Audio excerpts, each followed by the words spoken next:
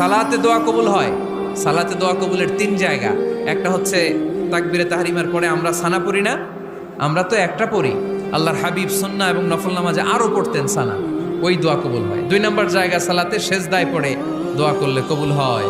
আকরাবু মা ইয়াকুনুল আবদু মির রাব্বিহি ওয়া হুয়া সাজিদ ফাকসিরু ফীহি দুআ।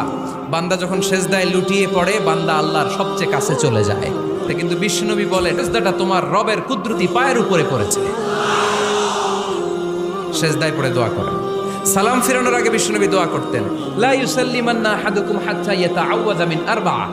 আল্লাহর হাবিব বললেন, চার জিনিস থেকে পানাহ না আছে আমার কোন উম্মত যেন সালাম না ফিরায়। তারা যেন পড়ে, আল্লাহুম্মা ইন্নী আউযু বিকা মিন আযাবিল কবর, আউযু বিকা মিন আযাবি জাহান্নাম, আউযু বিকা মিন ফিতনাতিল মাহইয়া ওয়াল মামাত, আউযু বিকা মিন ফিতনাতিল মাসিহিদ দাজ্জাল।